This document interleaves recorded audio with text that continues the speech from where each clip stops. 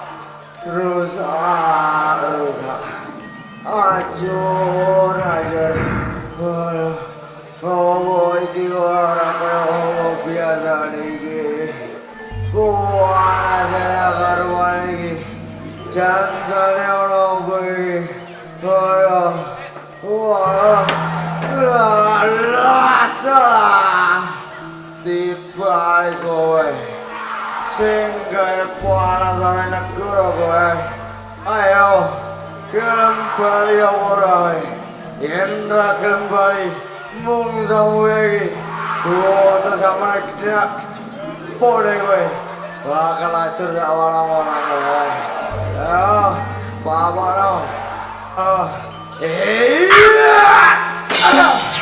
Ora bawa. Ngarep yo ngarep. Siji, loro, telu.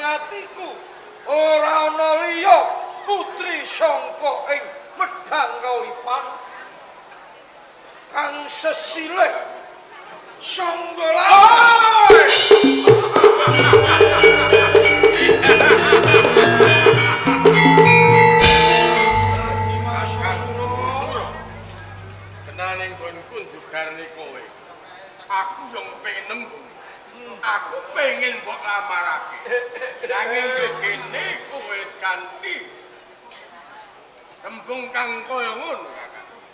Benane ora bedane. Aku uga seneng karo Sangga Langit. Mula saka kuwi Kakang. Yen gelem aku lamarno. Di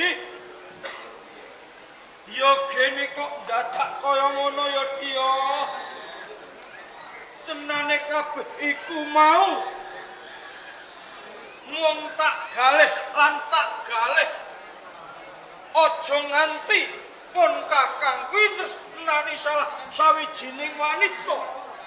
Sing siji padha wae kok sing kok karepake dia. Kakang, tenane aku wis gagal. Pepacuing Bathara Kala.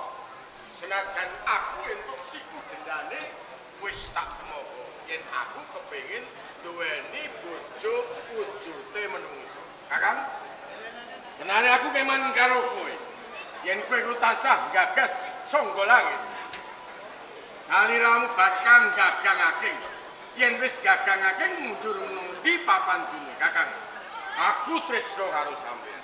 Saiki aku ingin katimbang sampeyan lan aku padha bentak sirah. Yo, bebarengan padha nglamar Sangga Langit. Kuwi ngono jeneng sing adil di sliramu kuwi sedulur kawan pun Kakang. Yen kaya ngono, ayo Yen ditampa sampeyan, aku yo ora bakal nurut. Kosok baline sing tampaku. Sampeyan yo aja nesu karo aku. kabeh ku wis dadi janji lan janji. Yen tetelo kaya ngono pun Kakang bakal manut kelawan siagi. Kakang, Iya piye? sesuk tabuh kaping 8. Tak kepyakake kabeh para ilu-ilu Banaspati guru dedek. Yen kaya ngono ayo ditata para Banaspati